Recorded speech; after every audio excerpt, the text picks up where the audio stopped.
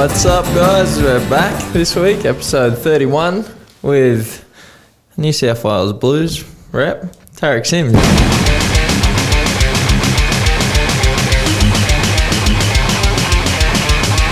How you going, mate? Hey, lads. Yeah, good. Hey, Tariq. Thanks for coming down, man. Yeah, thanks for having me on a podcast. I was just saying before, this is my first ever podcast that I've ever done.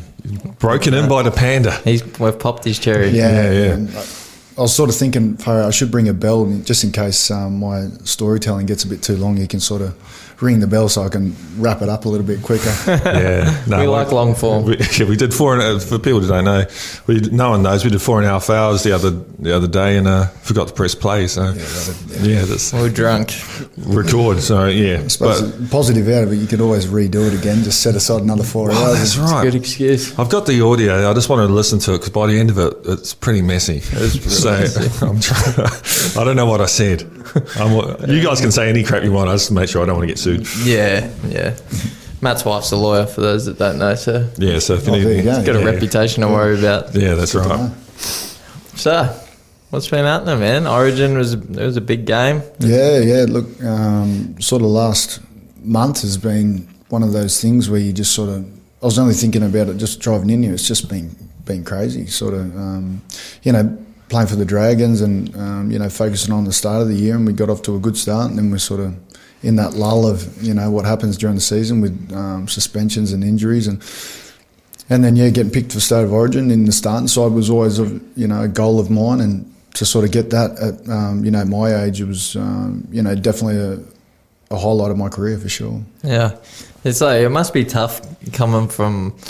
Like as an athlete in a different sport, looking in, I'm like, man, I don't know how you'd be so pumped for Origin. Like you said, it's one of your major goals to get a starting position, and then to be back down the next week, like 5-6 days later. Yeah, you're playing in for your club, and to have a shit week basically with the team. Like how do you stay up? Or consistent and driven when you're going you're on such a roller coaster through a whole season. Yeah, you're right. That's the best way to explain it. It's probably like a roller coaster. You through Origin, it's nothing like anyone else's experience. Everything that you do is being recorded. There's always someone with a camera or a phone or getting content for the Blues, and you're rubbing shoulders with the best in the game. Like, for example, on the weekend, in Origin, all week I was looking to my left. I'm obviously a left side back row. So I looked to my left. I had Jerome, the new half that was coming in. He's been playing tremendous football, young bloke, and he's setting the world on fire. Then I had Latrell Mitchell, which is obviously, he's well known in footy circles and an absolute dangerous player. And then we had Brian Tottle on the wing, and he was making his debut. So I had two rookies and a veteran centre, and you just look at them and you're just like, fuck, can we swear on this? Yeah. I was just like, you're just looking, you're like, fuck, we're all right. Like, no yeah, worries. That's right. No worries, boys. Like, we've got this. And then you look across to the other side of the field and you've got, world-class front rowers, a hooker, plays for Australia, blah, blah, blah. And then on the other side, you've got blokes that are, on the cusp of playing for Australia or at the top of their game. So you're just sort of looking across the line. Then out the back, you've got Tedesco. So any time they kick a ball up, it's sweet. In my mind, I'm thinking, I don't need to run back 40 metres because I know he's going to charge it back 40 metres. So, when you rub shoulders with the best in the game, I think that gets the best out of you, and it really drives you to not want to, first of all, let your coaches and your mates and family down, but let your teammates down either side. So it's one of those things where you ride that high all the way and you feed off each other's energy. But the patterns for the Blues, are they similar to the patterns for St George? Do you mean plays? The plays, yeah. So there's a playbook? Oh, we do get a playbook, but that's the other thing that's challenging is sort of you've got a lot of information and a lot of structure and play that is completely different to your playbook that you play with in your club level, and then you've got your rep playbook. Yeah. And they're completely different plays. Some plays are the same plays but just called different names. So some you can sort of, in your mind, you can sort of set them aside and you're like, oh, right, that this play is that play, but I just need to call it a different name. But under fatigue is that's right. You switch back, and you got to remember you're playing in front of 38,000 people, so it's not like you can go, oh, what's that play again, mate? Fucking yell it to me again, and then you can't hear anything. Yeah, you've got to cram everything into that week. Plus, you've got to do your recovery, do your review of training, watch training, dissect training, get ready for next training session, because the training sessions are just at another level, because the game's at another level at Origin. Yeah. So when you're in that environment, it's so exhausting, so you're using your mental and your physical, but then you've got to get your recovery in, plus deal with media, deal with, not deal with, but, address the fans, talk to fans, engage with them, while your brain's going wild. And then in the back of your mind, you got your family at home, and they're away. The kids are at school. Your wife's holding up the fort while you're doing it. My wife's running her own business, so it's just crazy. But then, on the night, on Wednesday night, it just came together. Yeah, didn't it? Far out. That was a hell of a game, mate. It was, and look, going up to Townsville. Obviously, I played for the Cowboys for 4 years, so I knew what the fans would be like up there, and. It is, football's a religion up there. They, when they go out at lunchtime at school as kids, they play footy. After school, what do you want to do? Let's go down the park and play footy. They just football. And going up to Townsville, that's nowhere near New South Wales. And there's very they were pretty pumped for it as well. Very limited flights. So, just running out to a sea of maroon to enter Sandman from Metallica, mate. It was. You want to talk about awesome. Putting lead in a pencil? That'll do it. Yeah, for sure.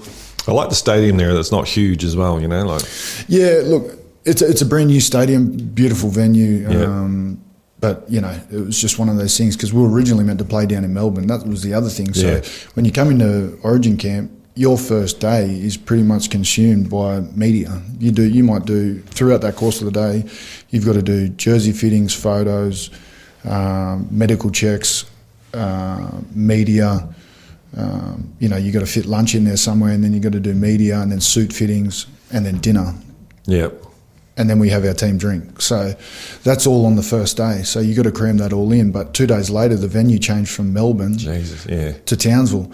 So then the media had to come back in, and because it went from Melbourne, a neutral ground, to Townsville, the media were like, how do you feel about that? And it's like, well, fuck, it's the same size field. Yeah. That's how we sort of looked at it. We thought, it's going to suck because we're not going to have many Blues fans there. But, going up there, it's going to be an experience that we're all going to bond together, and we've got an opportunity to go up there and be the victors or be the victims. Yeah. What was the crowd like towards the end of the game? Did they start quieting down a little bit? Well, because we were scoring so many tries, mate, and some of our tries were pretty spectacular. You could see, and like I said, football up there is a religion. So whenever a good try was scored, they'd be like, "Oh fuck, that was actually fair enough." Good. They appreciate it. Good on them. But just before half time, Queensland ended up pegging one back, and I remember running back. After they scored, I remember running back to the try line, and my ears were going whoa from the noise. It was just so loud, and I thought, fuck, if we give these pricks a smell, then this second half could be pretty tough. So, but luckily enough for us, we only kept them to one try, and we kept them pretty quiet. Fuck, man, I don't know how you'd come back down from that. Like, I always spoke about the opening ceremony of the games, that just ruined me for life. Yeah. I've just been searching for it since. It's those highs that as professional athletes you sort of chase, because like I said, warming up in a world class stadium with the best in rugby league, you just get that feeling, that vibe that you just want to fucking go out there and tear something up. Yeah.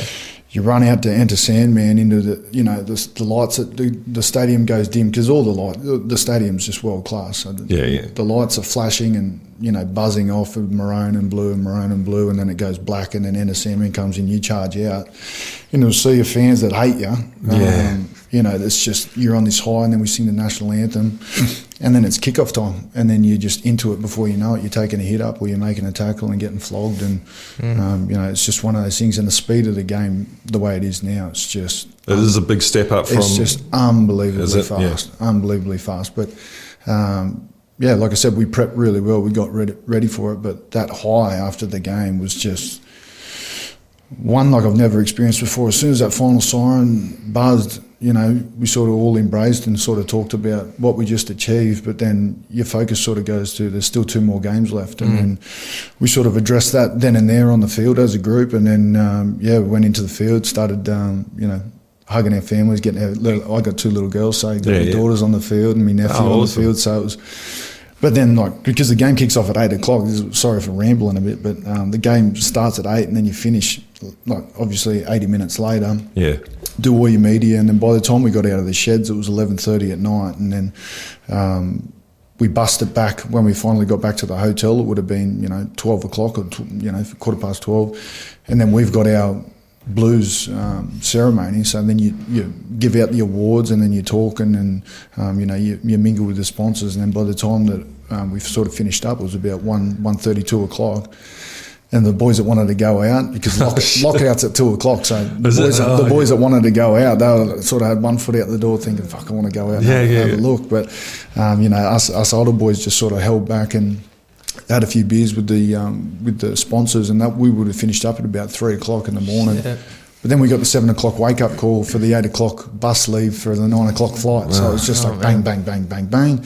Fly into Sydney, obviously deal with the media there, drive from Sydney back to, it's a 3-hour flight, drive back down to where I live, that's another 2 hours from the airport, and then, you just got to sort of flush what's just happened in the last 48 hours, and then you got to get ready for clubland, because you can't let your club down as well, because, that's one of the things that I want to pride myself on is backing up, just to play just as good for my club as I did for New South Wales. So you got to get back into that mode, and then on top of that, you got to deal with the injuries, recovery. You got to fit all that in. Plus, then you got to deal with your kids, your wife, because they haven't seen you in 10 days. The camp goes for 10 days, so you've been away from your family for 10 days. So it's a lot to sort of juggle in. But Mark, you know more than ever.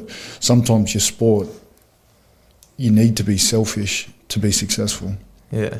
And that's what it helps to have a supporting partner that understands what is needed for you to achieve your goals. Yeah.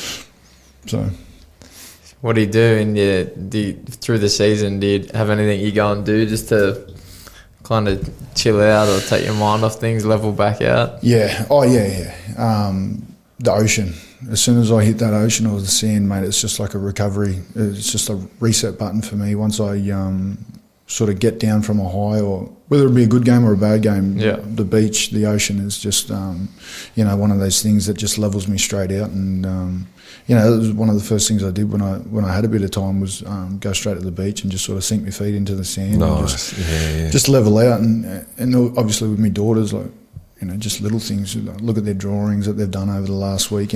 Technology now is so great that you can just FaceTime, you can feel like you're right there. But it's a different thing when you can sort of sit there and look at their paintings and look at their drawings that they've drawn and find out the new words. My daughters are just learning new words, so it's sort of one of those ones where you can just sort of look back and just go, wow, far out, you forget how fast they grow. I was only gone for 10 days. Like, for example, my daughter can spell hippopotamus. I can't even spell. So just in those 10 days, she's learned how to spell hippopotamus. Yeah. So, it's one of those things where you just got to sort of just get back into the groove of things, just level out. That's kind of a good way of staying in what you're doing now too, I guess, because it shows you how quick everything goes. Oh, mate. You feel like it's going to go forever when you're young. Oh, yeah. I remember it feeling like, oh, fuck, this is not ending for ages, 30 plus is ages away. Yeah.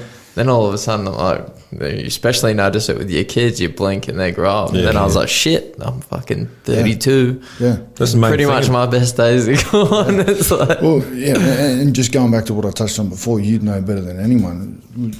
When you're in those camps, you've got to worry about, in your profession, you've got to worry about getting hit, slipping punches, doing what you need to do. You need to focus on that. You need to just zone in on it.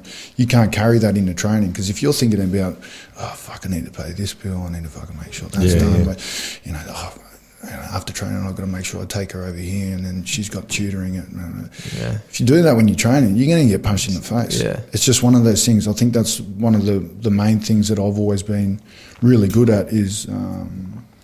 work time is work time. Work time, yeah. Once I pick up my work bag and get in the car to leave for training, it's time for me to go to fucking work. Yeah. And then I'm thinking about nothing else. And if I do, and I have a bad training session, then it'll reflect on my review, and then it'll reflect on my game. So as soon as I go into that mindset of, right, it's time to fucking knuckle down, do work.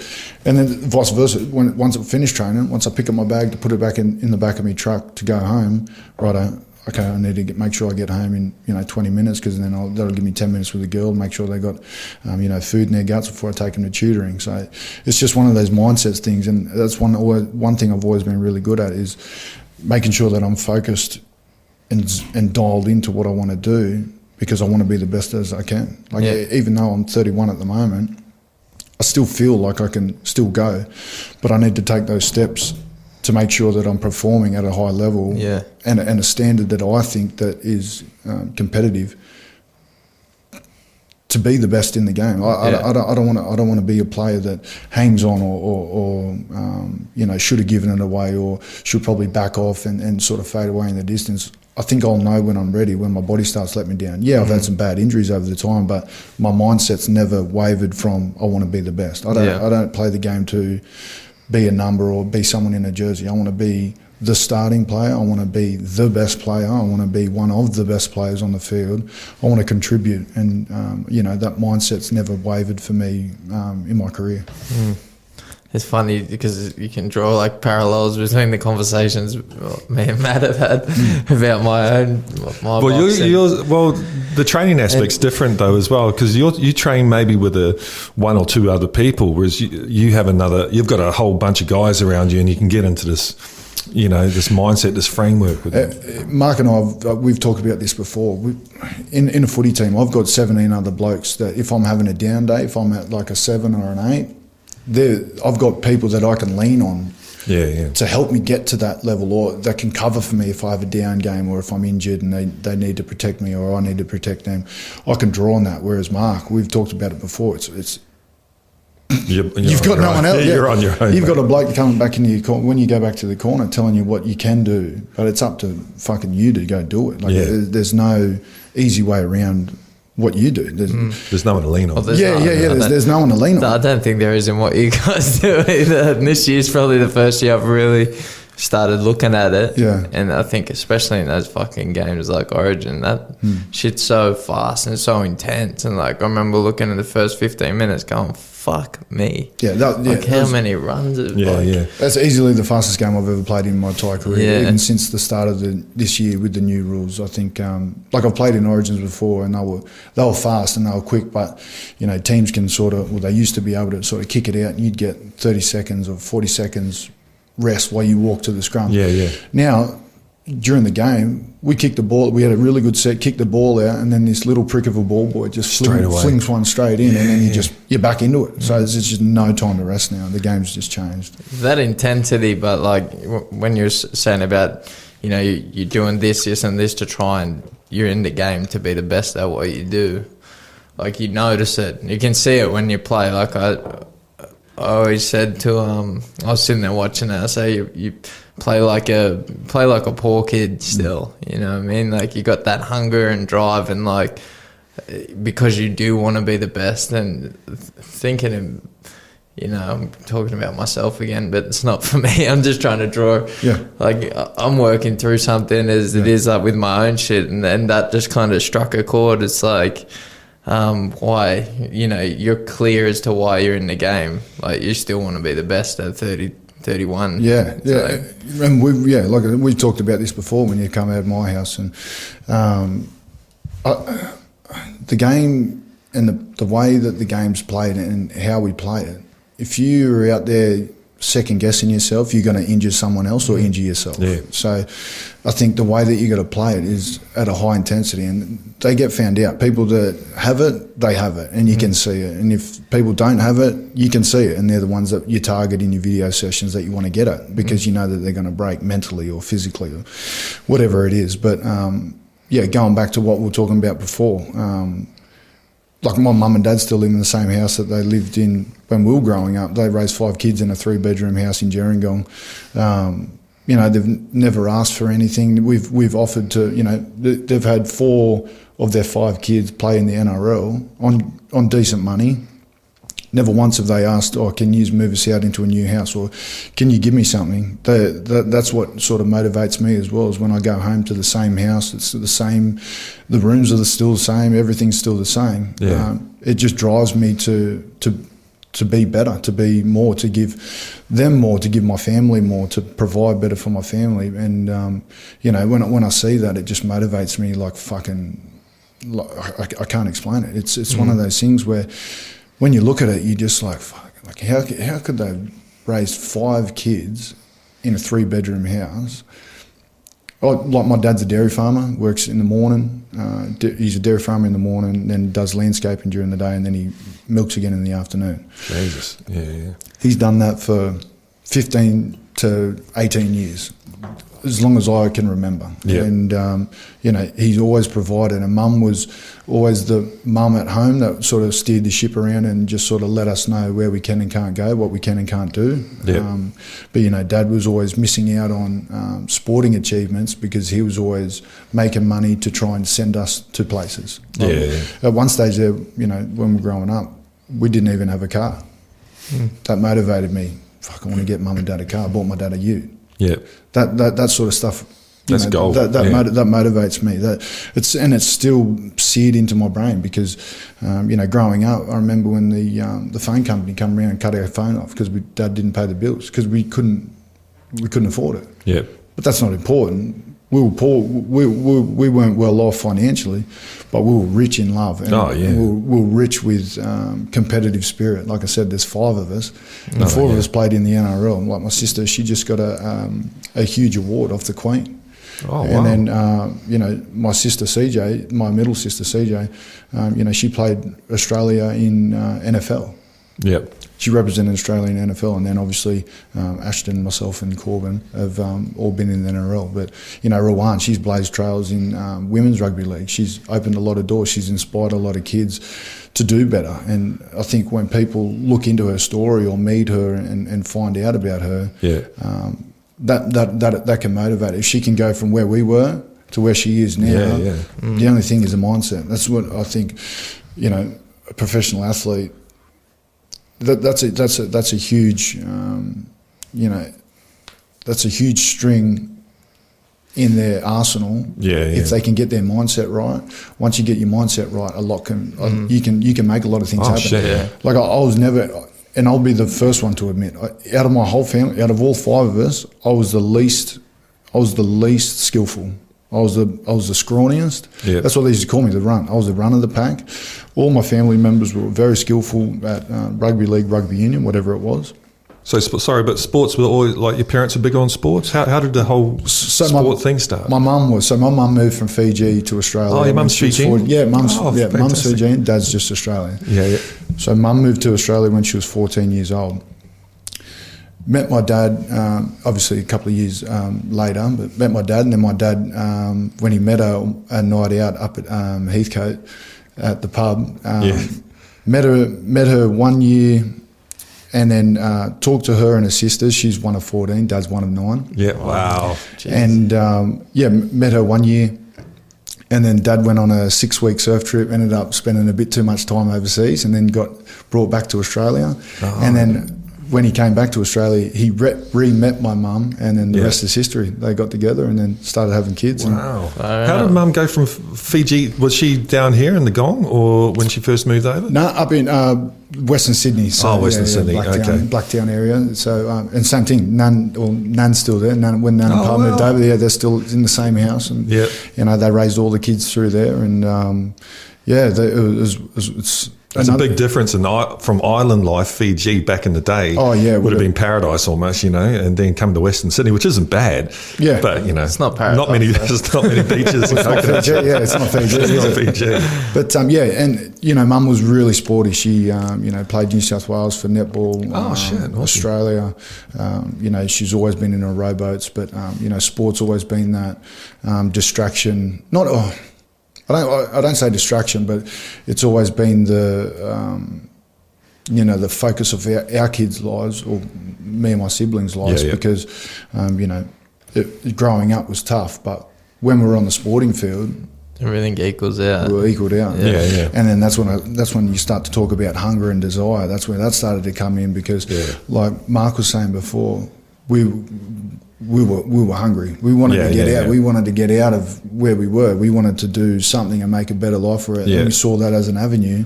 And I think also being in a club though as well. It's a good environment for young men. If you're out there just walking the streets or some shit, anything can happen. But club environment, it's a really healthy thing for people. Yeah. Well, when I was growing up, I had a crossroads moment for sure. When I was growing up, so I moved from Gerringong to Brisbane when I was 17. So I finished year 12 on the Tuesday. Flew to sorry to backtrack, but so Corbin signed with the Brisbane Broncos as a young kid when he was 14 years old, and Ashton was already playing first grade for the Dragons. Yeah. So they signed Corbin, then they signed Ashton, and they're like, oh, there's another third brother, and they're like, oh fuck, is he going any good? And they're like, nah, but it'd be a good story. So I literally signed with Brisbane as like a story, as a newspaper story. Yeah, so I finished school, finished year 12 on the Tuesday, flew up to Brisbane on the Wednesday, and I started a full-time apprenticeship on the Friday. So I went from barely attending school to all of a sudden I was in a job where I had to work 8 to 9 hours a day and do a job. Yeah. What job was that? Finishing bindery, printing. Okay, printing. So, I went from there working all throughout the day in a big factory, and then and then training in the afternoon. But the coach that I have now actually at the Dragons, Anthony Griffin, he was the 20s coach at the time. And in 2000, that was at the end of 2007. So the start of 2008, the new competition, the 20s competition came in, and then that's when I was sort of at the crossroads of my. You're going to stick at it? Life, because like I said, all I wanted to do was, muck around my mates, do things that I shouldn't be doing, and, drink and party on the weekend. And, when I moved up to Brisbane, I lost all my close group of mates, but I had my mates up there that I met through football. So 2008 was coming through, and I sort of did all pre-season. I was a winger then. I was only about 70 kilos. Yep. And I was playing against blokes that were probably about 100 kilos. So my coach now, Anthony Griffin, he's like, if I can do a voiceover, because I do, I copy him pretty well. He's like, oh, fuck, I don't know what you want to do, but football ain't it. And I was just like, fuck. No. Okay. So so one bloke's opinion that I've always and will always appreciate is my dad's opinion. So I sort of called him up, and he's just like, well, my coach just told me that I can either fuck off back to Gerringong and just milk cows and go surfing, or I can knuckle down, finish off this year, 2008, finish off 2008 in the lower grades, and have a good run into pre-season next year. And he's just like, oh fuck, what do you want to do? My mum and dad have always told me, if you pick something, stick to it. Yeah. If it doesn't work out when it's finished, so say it was football, cricket, whatever it was, by the end of that season, if you're not into it, you can quit. You can do whatever you want. You just change it. Whatever you want to do, just stick it out to the end.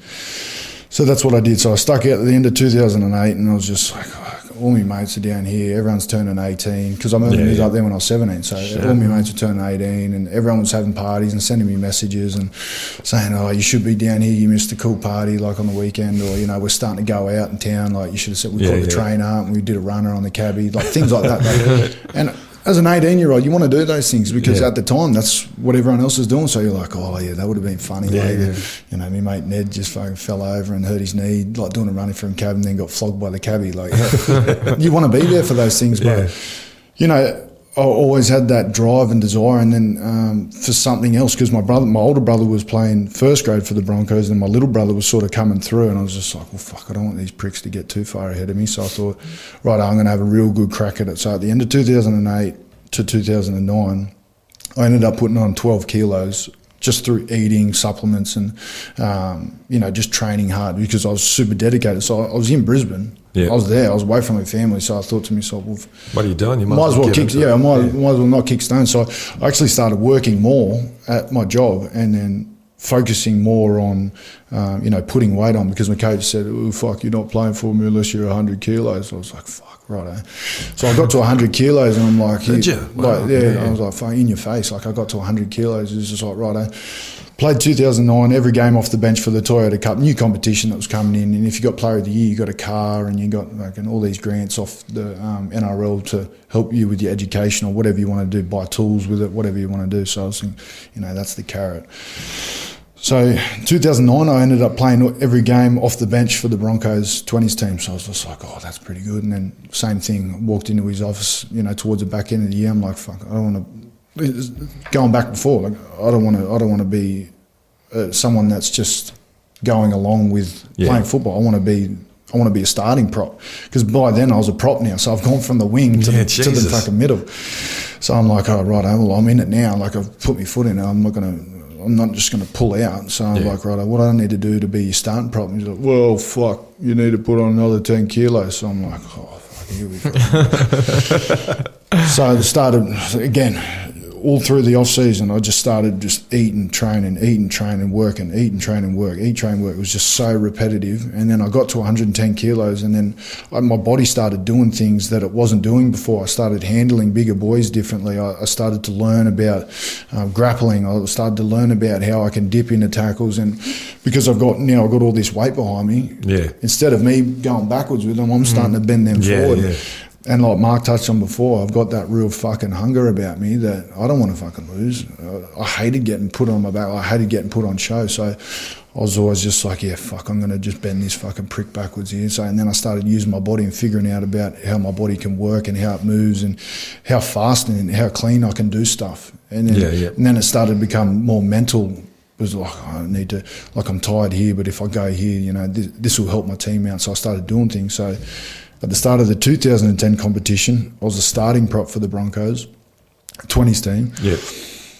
Played every game that year, and anyone that knows my coach at the moment fucking loves a spray, loves to just pick on anything. So it's just a motivational tool. Yeah. And some people can handle it. We've talked about it before. Some people can handle this. It works for some people. Yeah. So you can address certain people a certain way. You can tell me straight to my face, fuck me, Dad, you're not doing that. You're not doing your job right. Like you're being a lazy prick.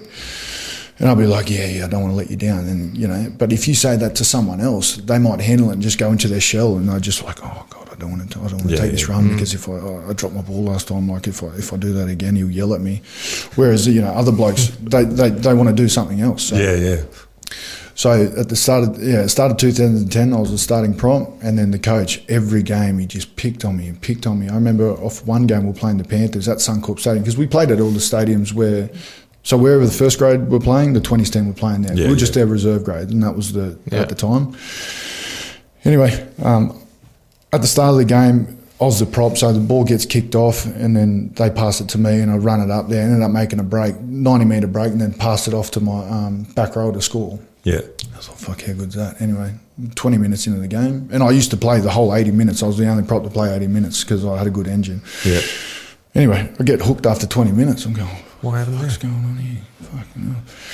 Anyway, the messages started coming down. Your fucking front rows don't fucking do that. You make a break, you pass that fucking ball. No way, really? So he was just always into me. I'm like, this prick doesn't like me. Ever since I've come here, he's either told me to fuck off, put more weight on, or pulling me off the field. I'm like, oh, fuck, I just want to fucking shove it up his ass by doing better. I just want to, it was one of those things where I loved him and respected him as a coach, but I just didn't know what his problem was with me. I'm like, fuck this, I just don't get this bloke.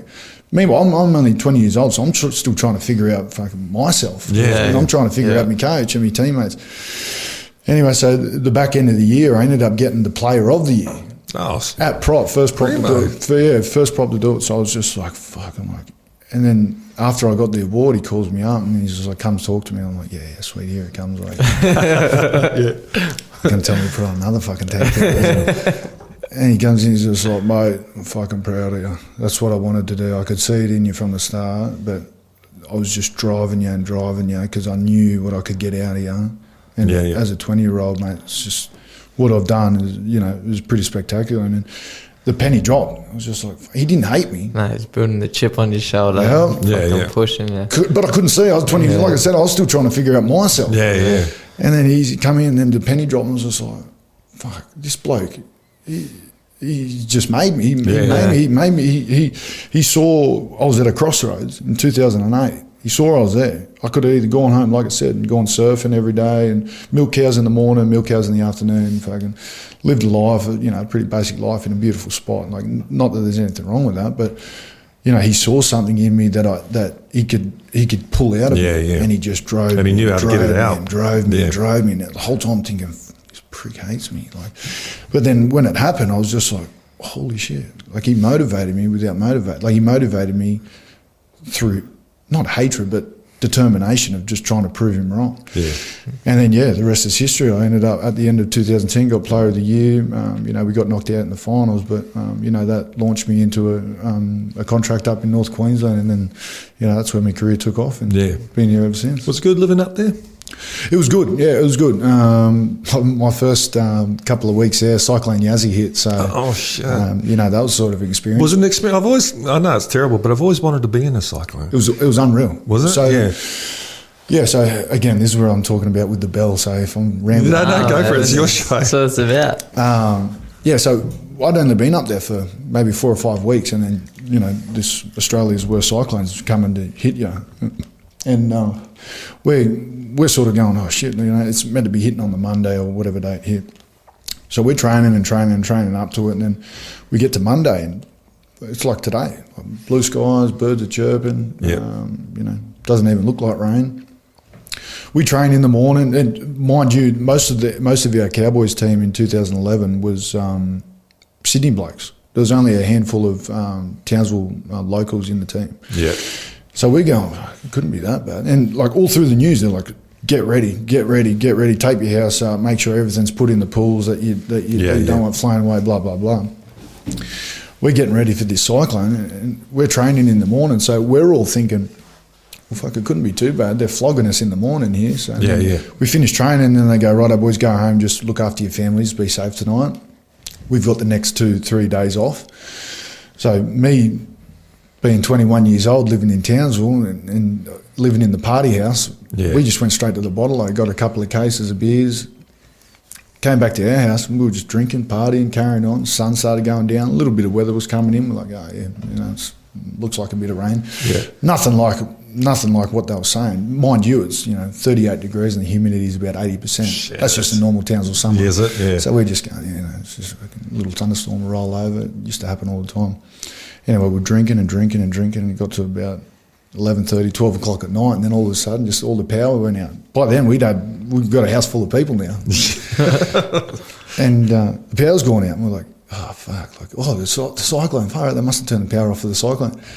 Next thing we know, pull the curtains apart, and it was like someone had a fire hose on our window and was just blowing our window, and we're like, oh shit. House full of 21, 22-year-olds, and we're like, oh, what should we do? And we're like, pick up the pot plant. Let's see how far out we could walk out in the road on the plot with the pot plant in the middle of the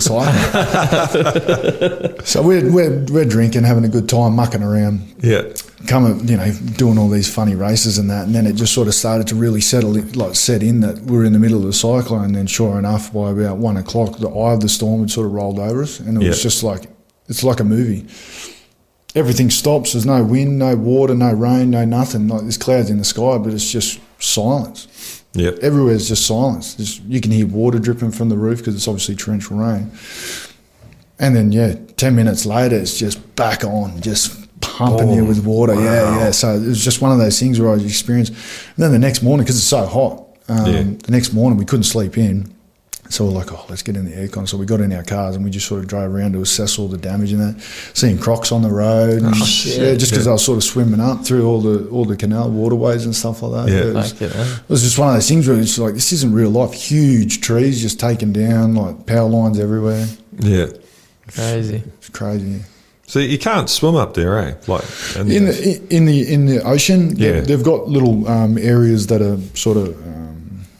Sort of fenced in. Not fenced in, but like swimming zones, because they've got these little things up there called irriganges. They're the size of your pinky fingernails, and they're super poisonous. They can kill you. Yeah. So they skim them. They skim the swimming areas, but the water's not. It's not like refreshing. It's like a warm bath. So it's like if you want to go swimming, you go in someone's pool. But so they've got these nets that you can swim in. So if the irriganges don't get you, and don't swim in the nets, the Irriganges will get you. If the Irriganges don't get you, the Crocs will get you. If the Crocs don't get you, then the bull sharks will get you. So it's just like, fuck, I'm just going to stay out the fucking water. I'm just going to go in the Because pool. we were going to go up there, take the kids up, and I heard about that. I'm like, well, 38 degrees, all I'd want to do is get in the water. Yeah. No, fuck that. Yeah, you know, it'd be like pools. it'd be like torture. Yeah, you just need pools. Yeah. Pools is the way. Throw some ice in them. Oh. Wim Hof it. Oh yeah. Yeah. Like the ice Yeah, bath. the ice baths. Yeah, I love They're them. good. The good stuff. Power. There's power in the cold. There is, especially when your body's fucked up. Oh yeah. Well, how is your body now at 31? What kind of stuff's happened to it? What injuries have I had? Yeah. Oh man, like I said, get the bell out, boys. Yeah.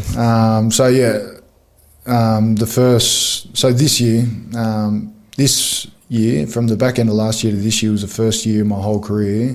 This is my 12th season playing.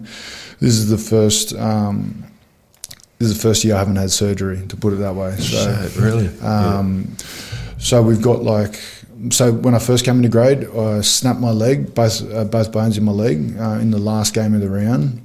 So I had to get a put in cast. So I had it from my toes to my hip, because I was only 21 years old, so my body was still growing. So I had my left leg in a cast from my hip to my toe, and then made it through that. And then the next year, about 6 or 7 rounds in, just a freak accident. I sort of obviously was back playing first grade. And then, my half sort of shot out at a bloke and he missed him. So I dove to get him, but someone else was standing behind him, and my leg literally just, from the shin way, just wrapped around the front of his leg, the front way. So re-snapped it, just hit where I broke it before, and just went straight around his leg. So snapped my leg again, same leg, same spot, 7 rounds into the next year. And then that was when the docs were like, yeah, we'll put a rod in it. So now I've got a steel rod in my left leg. Then the next year I did my syndesmosis in one of my ankles. And then the year after that I did my shoulder. And then the year after that I did my other shoulder. And then the year after that I did my shoulder and my knee. The year after that I did my other knee. And then the year after that, I had a full groin reconstruction, where they literally just cut you from your hip bones down to where your dick starts, pretty much. Yeah.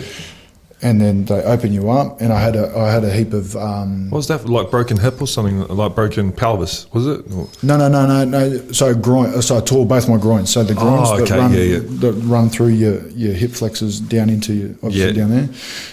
They all attach through your guts as well. How'd you do that? Was that someone tackled you there? Or? No, it's just overuse running. Yeah. Oh, okay. So how I did it, I tore my groins at the start of the year. I tore my left groin at the start of the year just playing football, and then I was just getting needled to play. Yeah. And then through doing that, you obviously compensate on your good side. So you load up your good side. That was what was wrong when I did my leg. My right leg was stronger than my left leg, but it was taking a lot more wear on my knee because I was favouring my right knee because I was trying to compensate for this left leg. Same thing with my groin. So I injured my left groin, and then throughout the year, I ended up tearing my right groin from trying to push off too hard from my good side. So I had two tall groins, and then I had a heap of hernias inside there as well. Fucking hell. I got some wicked photos if you want to see them. We'll put them on. Adam will edit. Send them to us. He'll put them in. So and it's after he did that, he come up. How many days it was? Maybe like 2 days later, or a day later, or something. He come up we ran a program for young guys, like a weekend of training and just championship quality type weekend, incorporating sport and training into just helping them evolve and just get involved in shit together.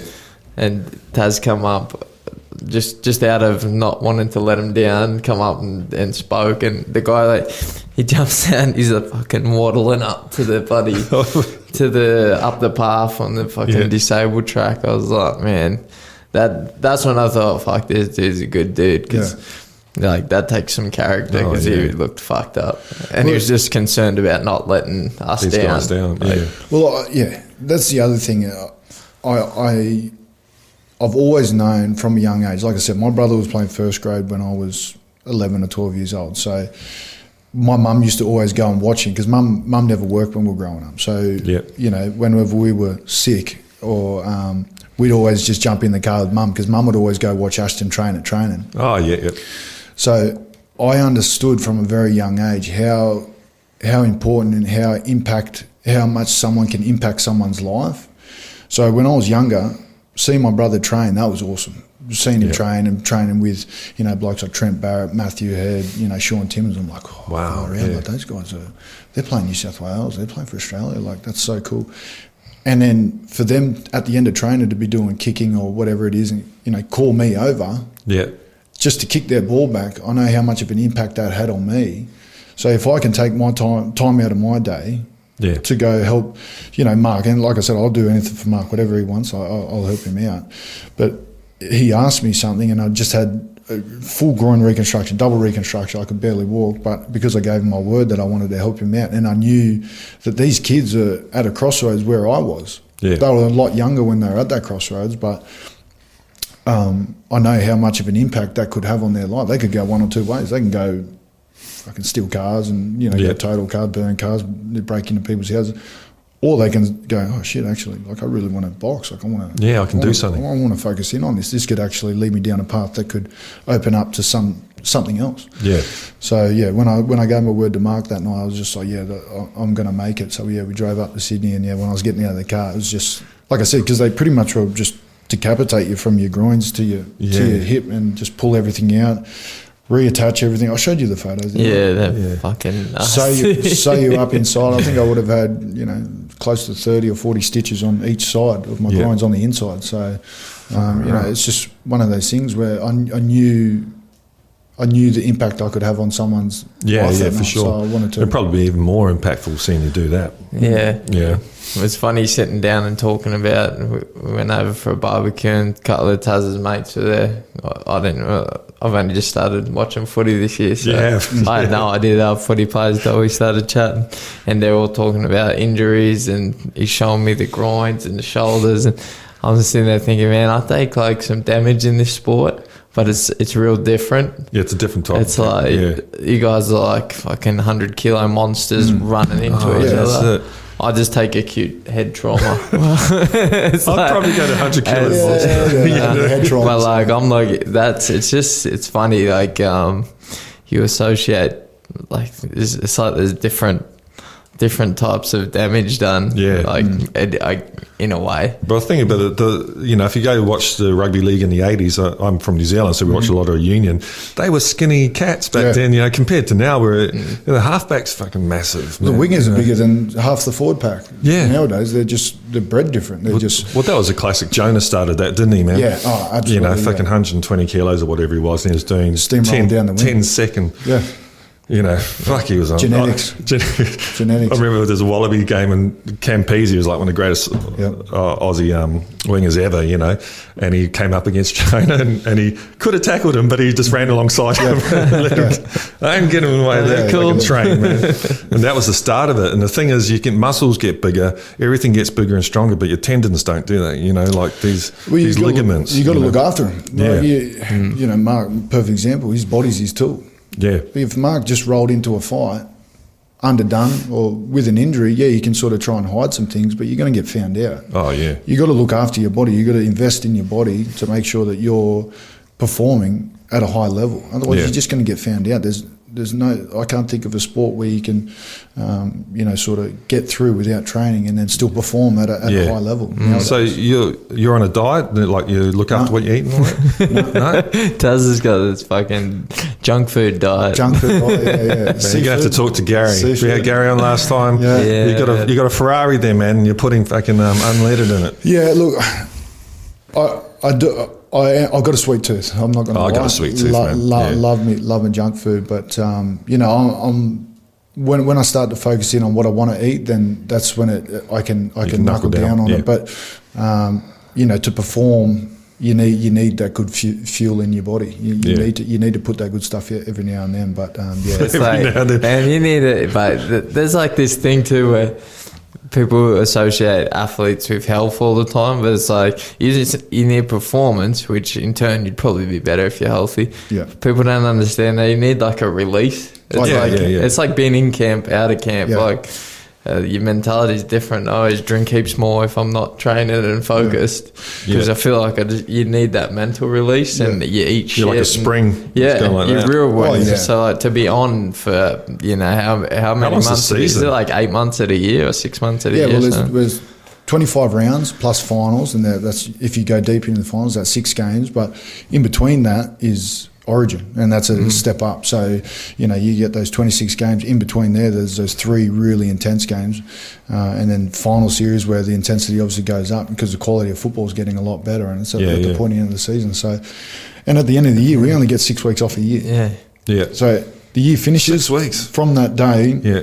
We get 6 weeks off until pre-season starts again. So that's not a lot of time. So in that 6 weeks, so say you're busted. Yeah. You got to have surgery. Surgery, you get chopped up. Say it finishes on the Saturday, you get surgery on the Sunday. Then from Monday, for 2 weeks, you can't move because you've just been opened up, fresh wound, whatever it is. Yeah. That's your first 2 weeks of your holiday gone because you've been bedridden. The next 2 weeks is physio and getting it moving.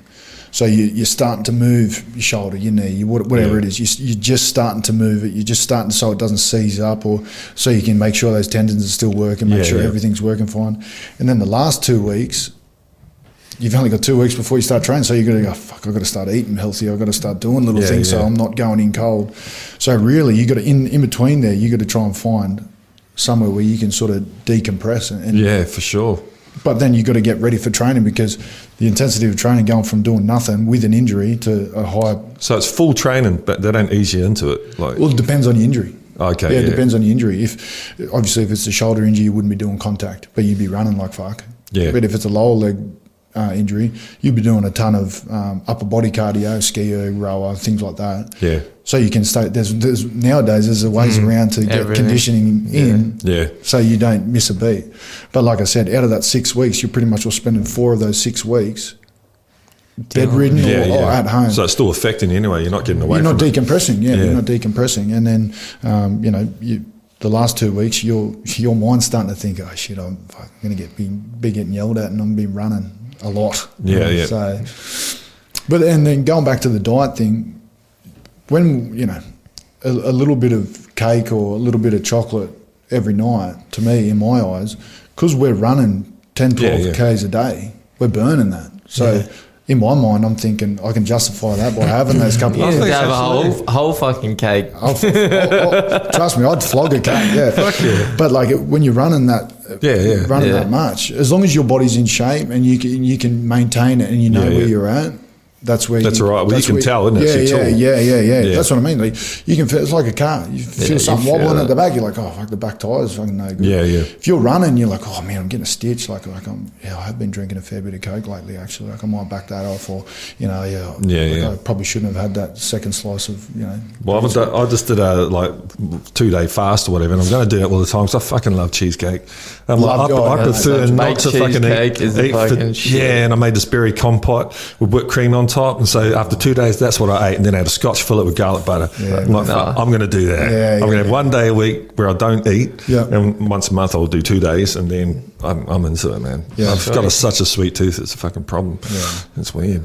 Nah, it's just you train it. I fucking love sweets too, but as soon as I get back on, because our sport's a little different. If I have a bit of cake, I'd have to fucking run you got the weight 12 times. It's awful. If I have a little bit of extra grilled chicken, I'm like, oh fuck. We had Mark and his family over for a barbie.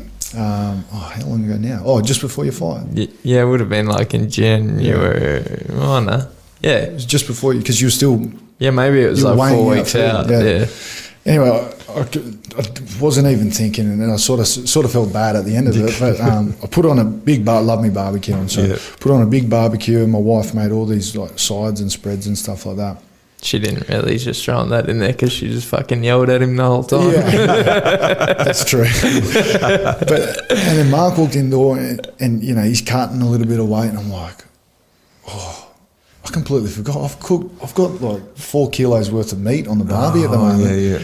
And then I see Mark, he's like got his scales out and he's weighing his food. I'm going, this is so unfair. Meanwhile, I'm going, that is sad. It is sad that he's doing it. I enjoy just watching people eat there. Yeah, but I think what happens is, well, I found anyway, not in a couple of days, you go into a bakery and all your juices start going. Like it kind of helps you lose weight, I think, because your body's ready to eat. Yeah. And then you don't feed it. And I don't think that helps. I just think it's the not eating. I think that, that's one thing I've always admired. Obviously, Mark's my wife's trainer as well, so when she starts going into sort of fight mode and cutting mode, I've always admired that. And like seeing that with Mark that night, it was just like, fuck, like the discipline has to be real. Because like, he had a scale there and he was weighing food out, and I'm going, Jesus Christ, like I couldn't do that. No. Whereas I think mentally, if I put my mind to it and I thought this is what I'm going to do and I'm going to fucking stick to it, I could do it. But the way Mark was doing it was just like, he was in training camp, he was in the thick of it. And then when he came over and he's weighing out, I'm like, fuck, that's discipline. That's what it takes. That's what it takes. This is exactly the same as what you were talking about before, though. It's just the switch thing. Yeah. Like I thought this week, all right, I'm going to kind of start camp. Which hasn't been 100% decided. Pending. We've got to have, it's pending camp. Yeah. But there's potential that maybe in 6 weeks something will be happening. Yeah. So it's like instantly my mind just goes, and especially now because, I'd had that year off but now I've done a camp and had a fight. I'm like, it's even easier. I can just go, and it's just like a trained thing. That's so cool. You learn how to do, I guess. And I know how to definitely switch it off now. Like I never used to be able to do that. That's what I was talking about before. Your mental attitude towards it. That's what I've always been intrigued by, is how someone can go from, I'm still training, like doing what you're doing, and then you go, right, I'm fucking on. This is where I'm on. This is what I'm doing now. Done. I'm not waiting for next Monday. I'm not waiting for Friday. I got my mate's birthday party. It's on. Once Mark is a perfect example. Once it's on, it's on. It's not gonna. He's not going to change his mind. It's like, I'm doing this now. I'm not going to wait until Tuesday or Wednesday or Thursday. It's fucking right now. Now's the time. Yeah. Now's the I remember getting a call one day and being like, it was like late in the arvo and there was just a potential for a fight. I was like, fuck. All right, I got to go run. I just stopped eating what I was eating. I waited till I digested and then just put the sweatsuit on and went running. I was like, fuck, it's time to go. That's the one side of it that I've always sort of admired and looked at and went, far out, like where they're at in their career and what they're doing. That's just unbelievable. One of those things where you can just go, bang, okay, righto, this is what I'm doing now. I'm going to go for it, like Mark just said, I'm waiting for it to digest in my guts, which will take an hour, because you know his body. He knows you know your body. Yeah. So like, take an hour, I'll do a shit after that, and then I'll go for a run. Perfect. Yeah. The crossroads. The crossroads. Mark's at the crossroads. I put him on the. We'll talk about CTE and the new tackle rules in rugby league. Like Mark was saying, the CTE thing kind of started in the States with the NFL, gridiron and that, didn't it? NFL. And as Wayne Bennett said recently, if we want to have a game in the future, you got to stop the head knocks. You know, like mums aren't going to put their kids into the game. So what's your take on it? Has it have they helped? Has it changed? I think the way that. I think it will look. Put it this way: it's never been legal to tackle someone in the head. Yeah, it's not. It's legal never anyway. been legal. But I think some blokes are taking the piss with laying down. I mean, like I said before, a bit soccer-like. I don't play the game to play it up for penalties and things like that. So for blokes that get brushed and they lay down and carry on for a penalty, I think that's not in the spirit of the game. No. And then. On that side of it, I think they should be penalised. Not penalised, but I think they need to go off. If they're going to lay down and that's right. Grab a chip, I think they've got to go off. Go for a head knock. Yeah, go for a head knock assessment. And it's hard. The way that the head knock assessments are now, it's hard. When you fine, it's hard to do. So really, like what is it? Yeah, what's the technique of it? They give you.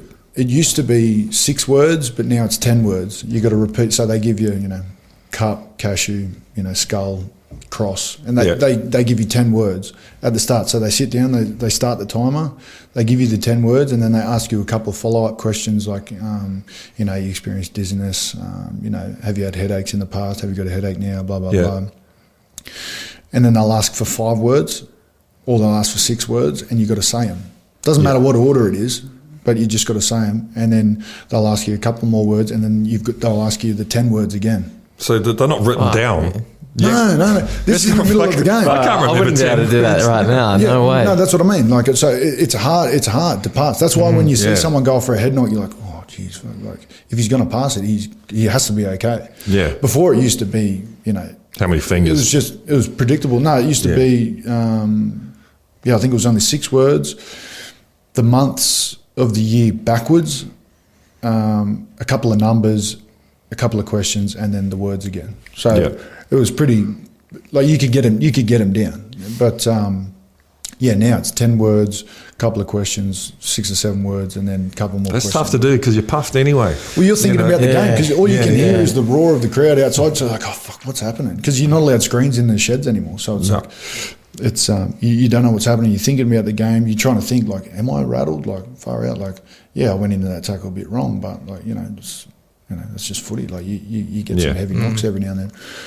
But going back to what you asked before, I think what we're doing and why we're doing it, I think that's the best thing for the game. But I think we could have just gone about it a different way. Yeah.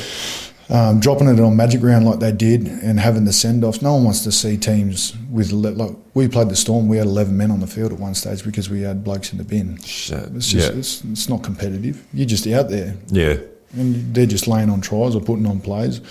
But as far as what we're doing, looking out for people, I think the game's come a long way, and clubs are taking it a lot more serious than just sort of babying their best players through a head knock. They're really looking after it. You know, you can see with the Boyd Cordner, the Jake Friend, last year, they had a couple of head knocks and they spent a bit of time on the sideline. Like Boydo just retired and he hadn't played since Origin last year. Yeah. So, that's right. Did too, didn't he? Yeah. So, but you've got to know when to call it. You've got to know yourself. You got to, like Boyd said in his press conference, his heart was telling him to keep going and stop being, don't let your teammates down, don't let your club down. Yeah. But his brain and heart was saying, you can't, you can't afford it. Well, that's the thing. 'Cause he's got a family. He's got all these other things. To think of. Yeah. Isn't it? Yeah. It is nice. And we're very lucky to do what we do, for sure. But, it only takes that one extra one. Like Wade's one on the weekend. Wade Graham's one on the weekend. Yeah. He went in low, caught a hip on the way down. Sort of got rattled there, and then one of his teammates' knees swung around and hit him flush in the temple. Oh. Then he tried to stand up, muscle memory, hyperextended his knee when he stood up. So it's like, it's just one of those ones where it was just an accident after accident, and then he stood up and then he hurt himself with his knee, and now he's had a few head knocks as well. So, and he's taken time away from the game to assess that. He's obviously going to go see his own doctors and things like that. So, I think that's smart. I think, anything with the head, neck, and spine, I don't think you should muck around with. No, that's right. I think the key moving forward for any contact sport is the education. I think people need to be made aware of what they're getting into, number one, because I never had any fucking idea as a kid. I reckon I was concussed all the time as a kid. Yeah. But I lived by myself and ran my own show, so I'd just go spar again. It didn't matter. But like the things that you can do for recovery to help your brain as well, like I'm pretty sure the hyperbaric chambers, and I'm sure there's some fucking nutrition stuff we could do. Yeah. Whatever else they got some pretty cool treatments. Muscle memory games, cards, things like that. But that just needs to be kind of pushed forward, and I think like any participant in any of those sports, like there should be more of a push to, one, for the awareness of it, which seems to be happening now, and then two, like how can you best combat it moving forward and after when you retire as well, I think. But yeah, because most people are just looking it goes back to the old, like the punch drunk syndrome. Like that's where the term comes from. And then CTE it's the scientific terminology. What does CTE stand for? Fuck, I can't remember. You watch the Concussion movie with Will Smith and you find out. You don't want to watch that movie. Yeah, I watched it. It fucked me out. Right. Really? Yeah. Next week on SmackDown. Yeah, this is where like the funny crossroads that I'm at, because like that's everyone else's worry for me, I think. And I don't show any of the motor skill patterns. I think I still speak okay, although I slur, but I'm just a lazy We're cunt. from the south. Don't open your mouth that much. Yeah. You don't need to. And but I'm at this weird stage because I'm in a sport where I wasn't fortunate enough to make a living at the level that I'm at. Like it's hard. It's a hard gig being a domestic pro boxer. You have to take certain risks and just hope that one day it works out. And now I'm like, I know I'm not going to get financial reward for it, but my fire's like really reignited. We talk about the ego and shit, but like I don't know. I just have a desire again to really to go out and try and stamp. I feel like the journey's unfinished, which I do always feel, I think, because I wanted to be a world champion as a kid. But I realise that's not going to happen now. But to be like an Australian champion, or I just want one of my own little bit of history going and to finish on my terms, or I feel like coming off the year off, coming back fighting the best guy in Isaac Hardman, not going out on my terms, knowing that I underperformed purely because of time out of the ring. Like that's hard for me to sit on, even though like I'm sure like Matt's a good friend of mine now, like I'm sure he'd be happy for me to stop now. I'm sure Em would be happy for me to stop. I understand. I completely understand the motivation for it though. Like it's a real tough one. Yeah, man. because I fucking love it too. Like I love this sport, and I want to, like, I'm a fighter. Like I want to still fight for, I don't know how long for. I do have to come up. One, if I got to speak to Em to see if I'm allowed. But I got to draw a line in the sand at some point, right? So it's a funny place to be in. 31 is a funny age for a guy as well. Anyway, I'm 45 in that now, and it's a bit of a transition point. And you got kids and stuff, and the youth that thing's gone. It's fleeting. It's weird because I didn't play any sport, so I was always working and things like that.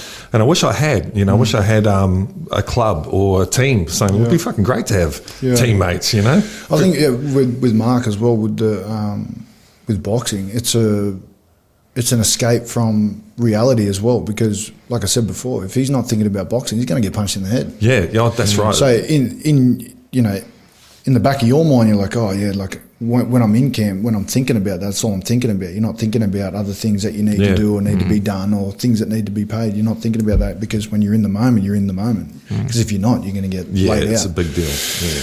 And I fully understand that, that desire and that fire that you still have. That's super understandable and relatable for me, because I can see that. When my wife comes home from training, she's like, Mark was on tonight. Like you could see it. Like, and I understand that. I fully understand it. But that's where it'll come down to you and your loved ones. But ultimately, it's going to come down to you. At the end of the day, is whether you want to put yourself through. Those regiments that you do, the training that you do, or you're going to do, how much it's going to hurt, what's going to be coming for you, the pain you're going to go through, you're going to pick up injuries through training and overtraining and undertraining, things like that. You're going to think that you haven't done enough, or you've done too much, or have I done enough recovery? All those things are going to be answered when you get down to it. You're like, when you write down your pros and cons of what you want to do, you probably want your pros to outweigh the cons, but realistically, those cons are going to be a lot more serious than your pros. Yeah. Well, have you done that? Have you actually written it out, like balanced it out? In my head, Matt. Put it down on paper. Put it down on paper, and you can actually tick it off. Yeah. Make it math. See, I know I want to do it. Yeah. I know I want to. Well, that's because it's you. Unquestionable. I know how I feel right now. It's been different to how I felt in many years. Probably since 2017. Like I feel driven to get back and put in some good performances. Yeah. But I know the the pros from the outside perspective, like there's not many there really in terms of financial reward and obviously you're going to go through camp, you're going to get that's a little interesting. bit more Would you damage. still do this if it was amateur? Would you still be playing as hardcore and all that? No. No. So if there's no financial reward, look, I love the game. I love the game. The game. But what we put our bodies through, what we expose ourselves to, you got to get something. Well, you got to be covered. I mean, like I was only saying this about my sister the other day. When she was coming through the ranks, she broke her hand one year, and it cost her $10,000 out of her own pocket because she wasn't covered. There was no insurance for women's rugby league. Yeah. So she was just playing football for the love of it. She broke her hand. It was a $10,000 surgery, plus recovery, plus rehabilitation after that. So you're probably looking at 12, 13 grand out of her own pocket that she saved up, worked hard for. Yeah. It's not like she's on a fancy salary. Oh, but she probably is now because she's climbing around. So, we'll have to get her on, actually. Yeah, you'd have to. She's got an unbelievable story. But, she had to pay that, and I saw that. But then what I saw after that was her determination and drive to come back from that injury, rehabilitate that injury, and then come back to a level where she's back to her best and blazing trails like she did. So, that was, a big driving force for me for sure, to see her do that. But like I said, if, I'm under no illusions that, I'm at the back end of my career, one serious injury away from something, a career-ending injury. Yeah. But like Mark, at the moment, I feel unbelievable. This is easily the fittest I've been my whole career. Yep. Easily the fittest I've been my whole career. I'm playing at a high level. I'm training with some of the best in the game. I'm still competing, and I can still offer something. Yeah. So why not? Yeah, for sure. If I was battling injury, taking 2 or 3 weeks off just to play one game and then take another 2 weeks off, then I'd be like, well, one, I'm hurting my club because my salary's eating up salary space. Yeah. But I'm letting my teammates down. I feel like I'm not giving them the best. Yeah, I can mentor them for sure, and I'll always do that throughout my career. I'll always mentor, just like I had mentors when I was going through the ranks. But there's only so far that the pros before the cons. Well, yeah, so you've been a professional player since your 20s, was it? Early 20s? Yeah, well, I did my first pre-season when I was 19. 19. With the first grade squad, but I played footy at 20, So it's coming up 12 years. Yeah. 12 years. And how long's the lifespan for a league player, professional? Not very long, man. Yeah, not very long now. And the amount of time you put into it, you got nothing else in your life, really. Yeah. You got this for 12 years. So you need to make something in 12 years. I need to make it. And the first couple of years of my career, like I said, I was, I met Ash when I was 23. So those first couple of years of my professional career and earning decent money, to be honest, I pissed it up the wall. Yeah. Just because I'd never had it. Yeah. Mark and I have talked about this before. I went from having no money, getting by through the skin of my teeth, to all of a sudden getting a decent salary and being in a one-team town running off Jonathan Thurston. Yeah. And I was single. So you could imagine how much money I wasted through those years. And then I met my wife, and thank God I met my wife. And she's just like, that's not normal. Like at one stage there, I had 3 or 4 motorbikes and 2 cars and a truck. I'm only one person. I can only drive one of them at a time. So I was just like I was just buying things just to buy it because I never had it and I always wanted it. But now looking back, I just shake my head and it was like, Jesus Christ, like what an idiot. So by the time I'd pay for rego on 1, 2 or 3, 4 and 5 was already coming on and 6 was out. So I'd pay more money to get that back into rego, and then I'd go back to 1 and 2 and they'd be coming up. I'm like, Jesus Christ. And then that's when my wife said, Ashley at the time, she so that's not normal. Like you're not living a normal life. Like where do you think you live? So and then I started to understand, because back then Mark and I spoke about this before, I didn't respect money because I never had it. So when I had it, I just spent it. And burns a hole in your pocket. Well, I was just like, find it again. My friends were like, oh, can I have some money? I'm like, sweet, I'll get paid next month on the 15th. Sweet, no worries. Here you go, have it. I'd give things to my friends, give things to my family. But now I look back on it, I'm like, far out, like that. Right, like now in my life where I'm at now, I could definitely use that, invest that in something else that'd make me money or could possibly make me money. So the first. But you got to do it though, you know. You live in it. Like I said, mate, I was only 21 years old. Like I would have done it if I was you. Yeah. Great. 21 years old, coming from nothing, and then all of a sudden having something. Of course, I'm going to piss it up the wall. Yeah. But thank God I met my wife, and she told me, sorted that out. Yeah. Yeah, so with so you sound like you're still loving it, but have you got plans, let's say when you're in your 40s or something like that, after? Yeah, now I've got a couple of things that I want to do, but, physically I can't do it at the moment. Like, I love my landscaping. I'd love to work and have my own landscaping business, but, under the contracts and rules that the NRL have at the moment, I'm not allowed on a job site. Fuck, really? Yeah. So I can do all the theory, but I can't just get the hands-on stuff, which is obviously landscaping. You need to get out there. It's pretty hot, man, in Australia. 42 degrees outside, digging in the garden, running around on the field, getting smashed. It'd be an easy day to work. Running in 120 kilo. Fair enough. Players, but I'd love to have that. I'd love to have my own gym. Fitness is no more than this year have I really sort of. Focused in and really got my training in a line and to where I wanted to be. Yeah. And I'm seeing the benefits of it now. So it's like it's driving home for me even more. So to have a high performance gym here in Wollongong, awesome. That'd be great. Just for the Illawarra region produces the most professional athletes in the whole of Australia. Wow. So, does it really? Yeah. So if I put a high performance unit here, get blokes like Mark in if there's boxers. Get people like Sally Fitzgibbon, Dean Bowen, if they're surfers, get them in. Get some skaters. You know what I mean. Things like that, where I'd love to do. That's a great idea. That'd be the end goal. But I'm doing my entrepreneur course at the moment. Just doing little bits and pieces, things that I can get tickets under my belt while I can, while I'm playing football. Just so you're looking forward as well. Keep racking. I am, mate. Yeah, I am. But realistically, I want to. Like I said, I'm feeling good. I really want to play on. Like, you reckon you'll make the Kangaroos?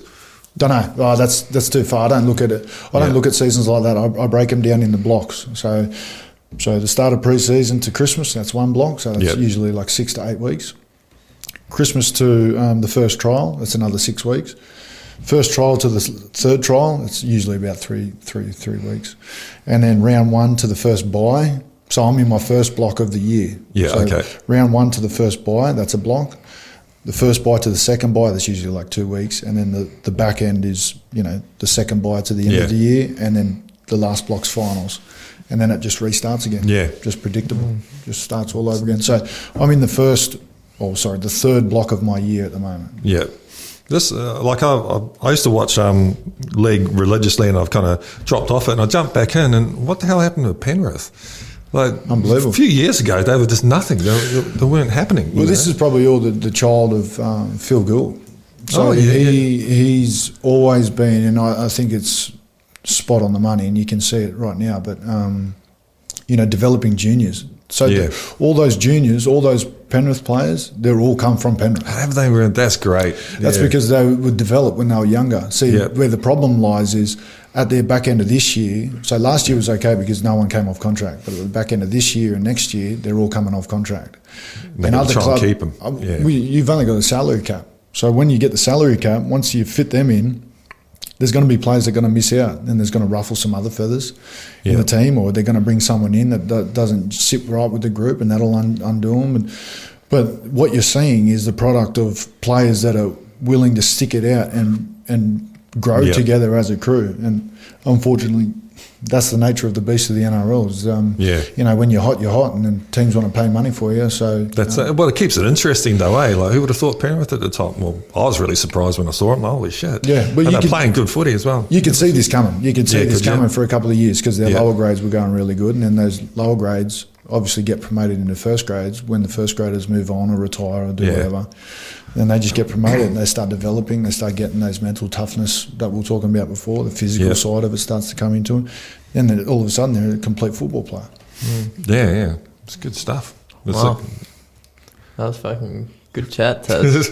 that was good chat. Never did, didn't it? Like that. Yeah. It's good. Thanks for coming on, man. Thanks, man. Thanks, Brian. Yeah, thanks for having me. Sorry I'll bring the bell next time for Nah, sure. that was great, mate. Perfect. It was perfect. That's what we did. You got Mark thinking.